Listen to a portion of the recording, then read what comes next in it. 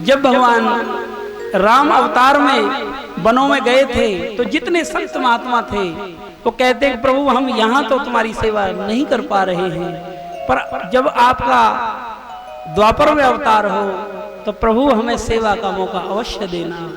तो वही संत महापुरुष जो जंगलों में तपस्या करते थे, भगवान के सहयोगी बने, वो सब ही गोपी बनकर आए। प्रेम से बोलो राधे राधे राधे। तो गोपी भाव इतना सरल नहीं। गोपी का मतलब है अपने आप को मिटाना, उस प्रभु के रस में डूबना, रसमालयम होना, उसका ही हो जाना, वही गोपी भाव होता है। और गोपी भाव धारण करके महाराष्ट्र में क्या क्या शर्तें हैं आने की।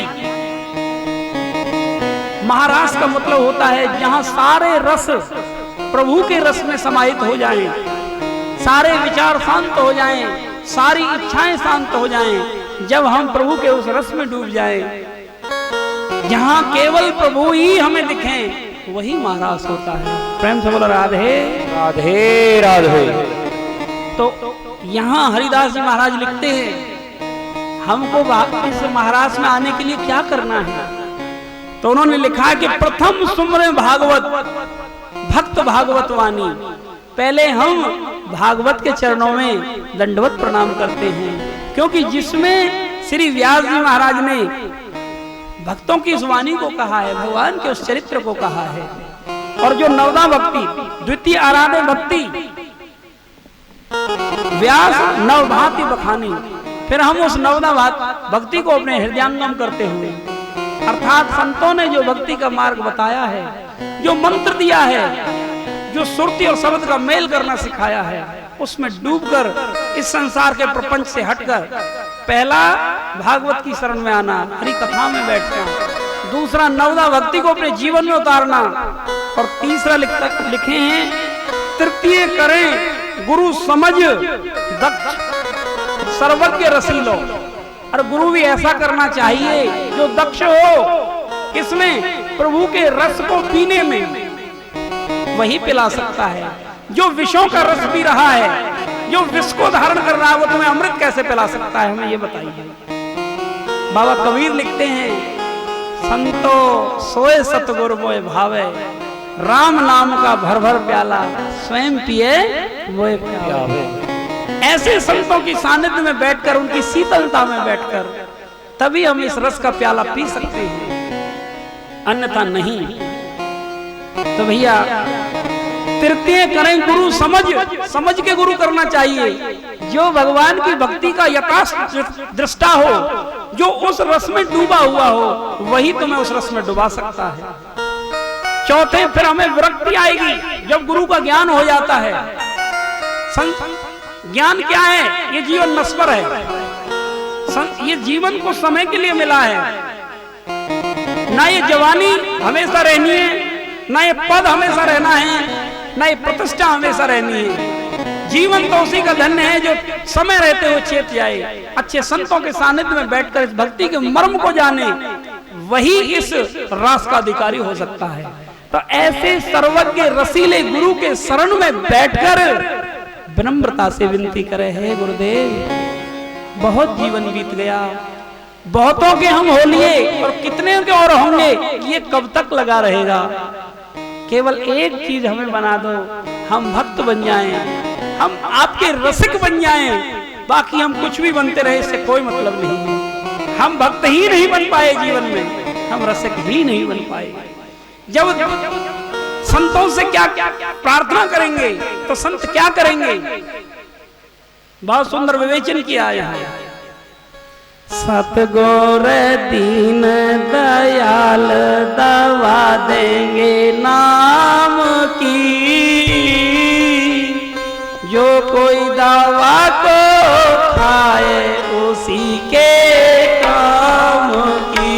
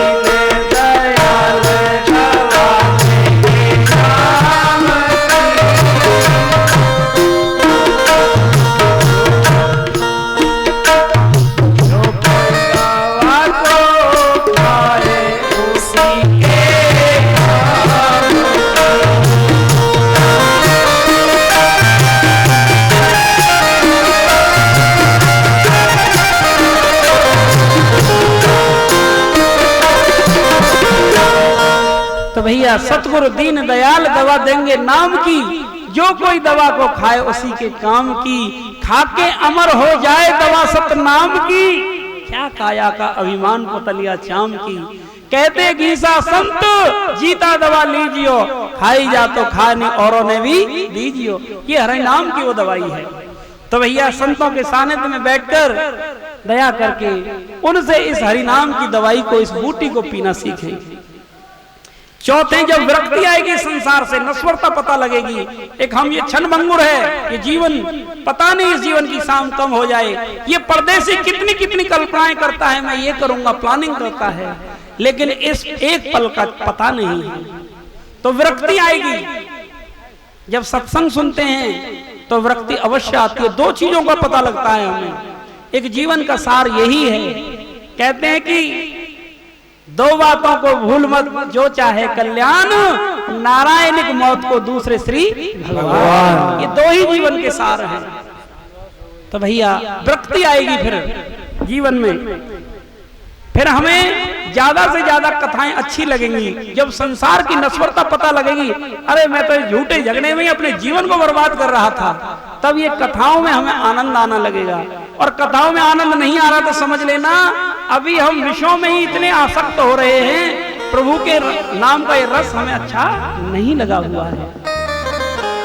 तो पांचवें, फिर देही को भूल जाएंगे, विरक्त हो जाएंगे, भगवान के नाम में इतने डूब जाएंगे, कोई कुछ भी कहता रहे कोई फर्क नहीं पड़ेगा। अब कोई छोटी सी बात बोलता है तो अंदर इतना क्रोध उत्पन्न हो जाता है कि दूसरे पर बम ब्लास्ट कर दे, बोल राधे हे राधे, क्रोध इतना आ जाता है। लेकिन हरि नाम का रस जब हृदय में जाएगा, प्रभु के प्रेम में जब हम डूबेंगे तो शांत हो जाएंगे। कहते हैं कि सतगुरु हमसे रीझ कर एक कहा प्रसंग, बरसा बादल प्रेम का तो भीग गया सब अंग। हमारे ये जो क्रोध है कि अग्नि जो में हम दग्ध हो रहे हैं वो शांत हो जाएगा, विरक्ति आ जाएगी हमारे हृदय में, और इस देही को भूल जाएंगे। पांचवी ये सोपान है इस प्रेम साम्राज्य में, इस महारास में डूबने का। छठे में हमारे हृदय में भावना रास की जगेगी, प्रभु से मिलने की जगेगी, कोई दुनिया की बाधाएं हमें नहीं रोक पाएंगी। रुकता तो जीव तभी तक है जब तक संतों की शरण में नहीं आता, उस प्रभु के नाम का स्मरण नहीं करता, संतों का सत्संग नहीं सुनता, तब तक वो इस बाहर बाहर भटकता रहता है। लेकिन जो इस रस को पीना जान जाता है वो अमर हो जाता है, उसको कोई दुनिया की कोई चीज उसे दुखी नहीं कर सकती। तो इसलिए हमारे नानक देव कहते हैं, नानक दुखिया सब संसारा, वही सुखिया जिन्हें नाम आधारा। कहते हैं कोई तन दुखी, कोई मन दुखी, कोई धन में न रहे तो दास, थोड़े थोड़े सब दुखी, सुखी राम के दास। जो राम के दास हो जाते हैं वो सुखी होना चाहिए। और तुम संसार के दास बनोगे, विषयों के दास बनोगे तो दुखी रहोगे। इस जीवन के रहस्य को समझो मेरे भैया।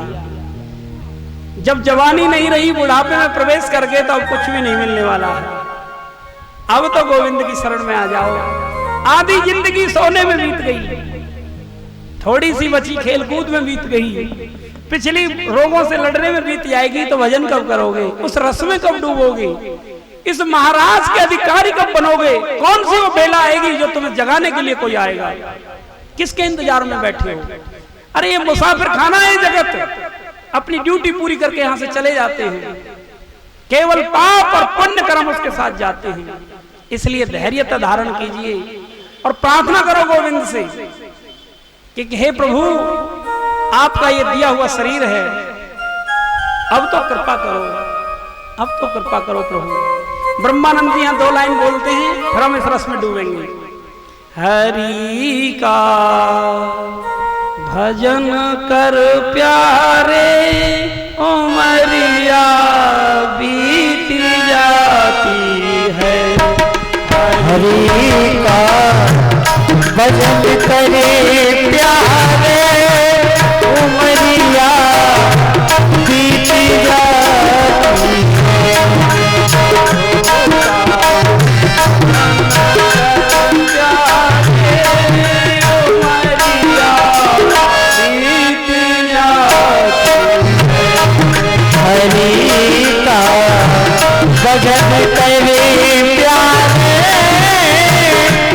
उमरिया बीती जाती है।